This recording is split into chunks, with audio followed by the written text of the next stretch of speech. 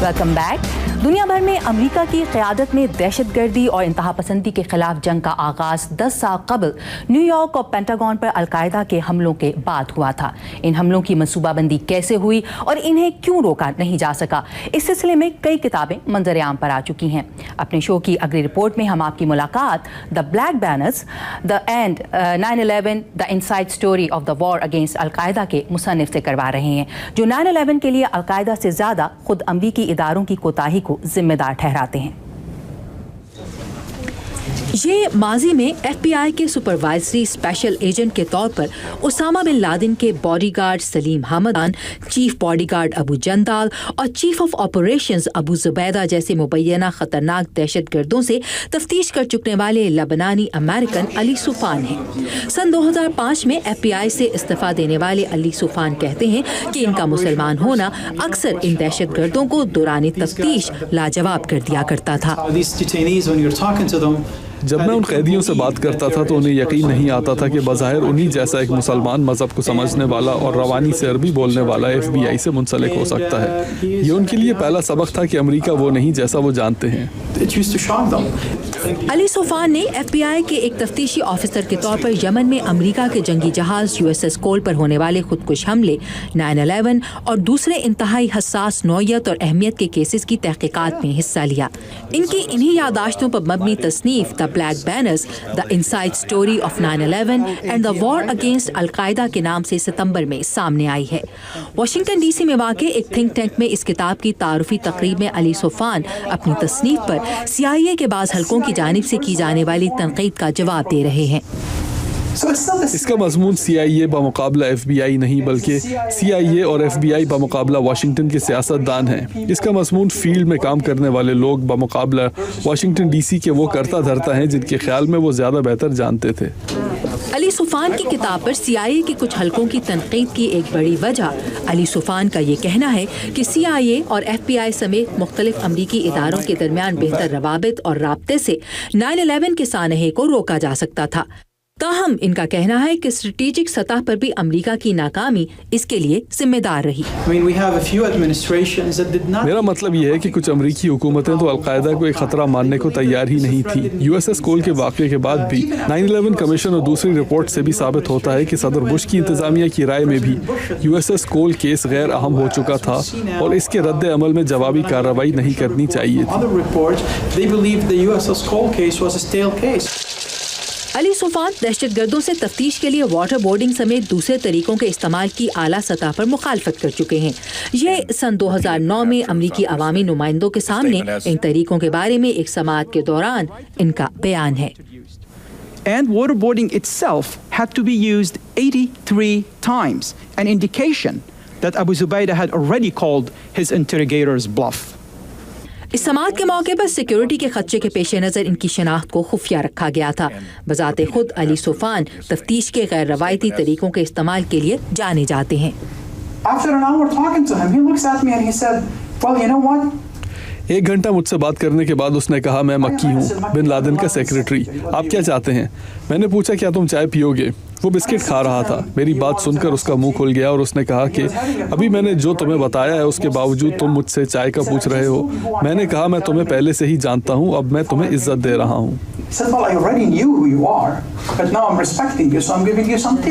अली सुफान का कहना है कि 11 सितंबर की काबिल मुजम्मत दहशतगर्दी में कामयाब होने के लिए अलकायदा की सलाहियतों को क्रेडिट दिया जाना कतई दुरुस्त नहीं। ये अलकायदा की जहानत नहीं थी जिससे 9/11 मुमकिन हुआ। ये अमरीकी इदारों की नाअहलियत और वाशिंगटन की महकमाना सियासत थी जिसके बायस 9/11 वाक़ हुआ। इनकी राय में अफगानिस्तान में इत्तेहादी अफवाज की मौजूदगी से अलकायदा और इलाके में इसके हम ख्याल दहशतगर्द ग्रुप्स के बारे में मालूमात हासिल करने के इंटेलिजेंस इदारों के काम में बहुत मदद मिली। अगला साल अमेरिका में सदारती इंतखाबात का साल है। इस मौके पर जहाँ हर किस्म के सियासी मौज़ूआत ज़ेर बहस आते हैं, वहाँ बाज़ औक़ात उम्मीदवारों के मजहबी अक़ायद और नज़रियात पर भी सवालात उठाए जाते हैं। 2009 के वस्त मुद्दती इंतखाबात में रिपब्लिकन पार्टी के अंदर से उभरने वाली क़दामत पसंद तहरीक टी पार्टी ने अहम किरदार अदा किया था और अब कई माहिरीन का कहना है कि हालिया हफ्तों में न्यूयॉर्क से शुरू होने वाली एहतजाजी मुहिम ऑक्यूपाई वॉल स्ट्रीट अगले सदारती इंतखाबात को मुतासर कर सकती है। लेकिन क्या उम्मीदवार امیدواروں کے مذہبی عقائد اس مرتبہ کے امریکی انتخابی عمل کو متاثر کریں گے؟ تفصیلات ندیم یعقوب سے۔ نیو یارک میں بڑی کارپوریشنز کے خلاف تقریباً 2 ماہ سے جاری آکوپائی وال اسٹریٹ تحریک کا اثر اب امریکہ کے دوسرے بڑے شہروں اور دنیا کے کئی ملکوں تک پھیل چکا ہے۔ ماہرین کا خیال ہے کہ امریکہ میں اس تحریک میں شامل مظاہرین کے مطالبات جو بھی ہوں، یہ بنیادی طور پر ایک آزادی پسند سوچ کی عکاسی کرتے ہیں۔ سیاسی مبصرین یہ سوال بھی اٹھا رہے ہیں کہ صدارتی انتخابات میں اس تحریک سے کس پارٹی کو فائدہ ہو سکتا ہے۔ یہ جنرلی اس قسم کی جو موومنٹس ہوتی ہیں وہ جو لبرل ایلیمنٹس ہوتے ہیں پالیٹکس کے، ان کو ہی اس کا فائدہ ہوتا ہے، اور اس سچویشن میں ڈیموکریٹک پارٹی جو considered like a blue collar party, جو ورکنگ امریکنز کا پرسپیکٹیو جو ہے وہ پریزنٹ کرتی ہے ان دا سسٹم، تو اس سے تو اوور آل اگر کوئی فائدہ ہوا تو وہ ہوگا۔ امریکی سیاست میں پچھلے 2 سالوں میں اخراجات میں کمی کے نعرے کے ساتھ قدامت پسند سوچ کی حامل ٹی پارٹی تحریک کی ایک بڑی حامی سارا پیلن آئندہ انتخابات کے لیے صدارتی امیدواری کی دوڑ میں شامل نہیں، مگر 2008 کے صدارتی انتخابات کی طرح جس میں صدر اوباما کے مذہبی عقیدے پر شک کا اظہار کیا گیا تھا، اس مرتبہ ریپبلکن پارٹی کے اندر ایک ممکنہ صدارتی امیدوار کے مذہبی عقیدے کو کچھ اعتراضات کا سامنا کرنا پڑ رہا ہے۔ پادری رابرٹ جیفریز انجیل کی تبلیغ کرنے والے ایک مسیحی فرقے کے رہنما ہیں جو ریپبلکن پارٹی کے ایک صدارتی امیدوار ٹیکسس کے گورنر رک پیری کے حمایتی ہیں۔ وہ دوسرے امیدوار مٹ رومنی کے مقابلے میں رک پیری کی اس لیے حمایت کرتے ہیں کہ رومنی کا تعلق مورمن فرقے سے ہے۔ میرے اندازے کے مطابق مورمنزم ایک ایسا فرقہ ہے جو مسیحی تعلیمات کے تقاضوں پر پورا نہیں اترتا۔ رابرٹ کہتے ہیں کہ مومنز بہت اچھے لوگ ہیں مگر مسیحی دھارے کا حصہ نہیں ہیں۔ مومن فرقے کی لنڈا جنسن اس بات سے ناخوش ہیں۔ یہ مذہب میں کوئی تحریف نہیں، ہمارے سر پر سینگ نہیں ہے، بس چھوڑیں اس بات کو۔ بیشتر امریکی سیاست اور مذہب کو الگ الگ رکھنے کو ترجیح دیتے ہیں، مگر ہمیشہ ایسے نہیں ہوتا۔ لاس ویگس میں ریپبلکن پارٹی کے مباحثے میں اس معاملے پر دونوں امیدواروں میں لے دے ہوئی۔ یہ نظریہ کہ ہمیں لوگوں کے مذہبی عقائد کی بنیاد پر انہیں سرکاری عہدوں کے لیے چننا چاہیے، میرے لیے سمجھنا مشکل ہے، کیونکہ امریکہ کے بانی رہنماؤں نے اسے یقینی بنانے کے لیے بہت کام کیا اور یہ آئین میں شامل کیا کہ کسی عوامی نمائندے کا مذہب کی بنیاد پر چناؤ نہیں کیا جائے گا۔ رائے عامہ کے جائزوں سے ظاہر ہوتا ہے کہ بیشتر امریکی مختلف مذہبی نظریات کے بارے میں عدم برداشت کا رویہ نہیں رکھتے جب تک وہ انتہا پسندانہ نہ ہوں۔ ایک تحقیقی ادارے سے وابستہ ڈینیل کاکس کا خیال ہے کہ مٹ رومنی کا مورمن ہونا ریپبلکن پارٹی کے لیے نقصان دہ ہو سکتا ہے۔ ریپبلکن پارٹی کو امریکہ کے تبلیغ پسند عیسائیوں میں کافی حمایت حاصل ہے، اور ابتدائی مرحلے کی پرائمریز میں ایونجیلیکل عیسائیوں کی شرح بھی کافی زیادہ ہے، خاص طور پر جنوبی کیرولائنا، آئیوا اور فلوریڈا جیسی ریاستوں میں۔ اگر مٹ رومنی ریپبلکن پارٹی کے امیدوار منتخب ہو جاتے ہیں اور وہ انتخابات میں صدر براک اوباما کو شکست دینے میں کامیاب ہو جاتے ہیں تو وہ مورمن فرقے سے تعلق رکھنے والے پہلے امریکی صدر ہوں گے۔ جم ملون کے ساتھ ندیم یعقوب، اردو VOA۔ نیو یارک میں بینکوں اور بڑے مالیاتی اداروں کے خلاف جاری آکوپائی وال اسٹریٹ مظاہروں میں شرکت کرنے والوں کو نہ صرف کھانا فراہم کیا جا رہا ہے بلکہ ان کے آرام اور حفاظت کے مناسب بندوبست میں بھی کمی نہیں آئی۔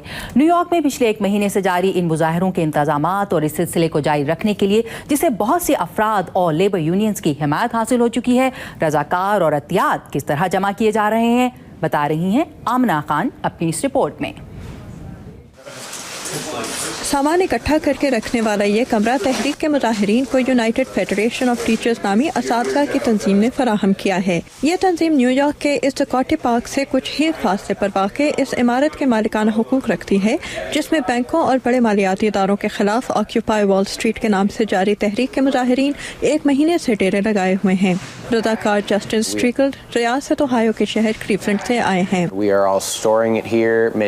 ہم سب سامان یہاں جمع کر رہے ہیں تاکہ تاکہ ہم اپنے کیمپ کی روزمرہ ضروریات پوری کر سکیں اور ایک طویل عرصے تک مظاہرہ بھی جاری رکھ سکیں۔ اسٹریکل کے مطابق یہاں ہر روز تقریباً 400 کے لگ بھگ ڈبے آتے ہیں، جن میں مظاہرین کے لیے کمبل، بستر، تکیے اور گرم کپڑے بھی بند ہوتے ہیں۔ اسٹریکل کہتے ہیں کہ بارش کے بعد خصوصی طور پر موزوں کی مانگ بڑھ جاتی ہے، جس کے علاوہ لوگ مظاہرین کو ٹوتھ پیسٹ، ٹوتھ برش اور شیمپو جیسی روزمرہ اشیاء کے ساتھ ساتھ ابتدائی طبی امداد کی اشیاء بھی بھیجتے ہیں۔ ایک دوسرے رضاکار کوری تھامپسن کا تعلق ریاست منیسوٹا کے شہر منیاپولس سے ہے۔ ان کے مطابق مظاہرین کے لیے عطیات بھیجنے والوں میں وہ لوگ بھی شامل ہیں جو خود مظاہرے میں شامل نہیں ہو سکتے۔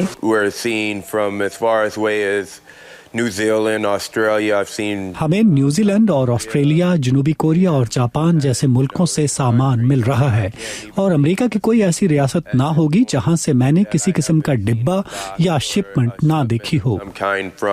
جسٹن اسٹریکل کے مطابق اس کمرے میں ہر وقت سامان کی چھانٹی اور نئے سامان کا اندراج کیا جاتا ہے۔ یہ کہتے ہیں کہ آکیوپائی وال اسٹریٹ کی تحریک کو اب تک تقریباً $2,50,000 کے لگ بھگ عطیات ملے ہیں، اور منتظمین صرف ان کمپنیوں سے سامان خریدتے ہیں جو آزاد تجارت کے بجائے منصفانہ تجارت کے اصول اپناتی ہیں۔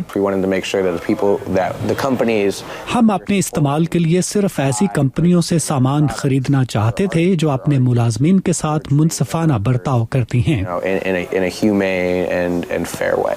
رضاکار یہ مانتے ہیں کہ بعض لوگ مظاہرے میں صرف مفت کھانا کھانے کے خیال سے شامل ہو رہے ہوں گے، لیکن کوری تھامپسن کہتے ہیں کہ ایک پورے دن کی مشقت کے بعد جب وہ زکوٹی پارک کے مظاہرے میں شامل ہوتے ہیں تو ان میں ایک نیا جوش پیدا ہو جاتا ہے۔ پیٹر فٹنسکی کے ساتھ آمنہ خان، اردو VOA۔ یہاں پر ایک بریک، اور ڈاکٹر بنیے صرف 2 ماہ میں کیسے، اس پر ایک رپورٹ بریک کے بعد، ہمارے ساتھ رہیے گا۔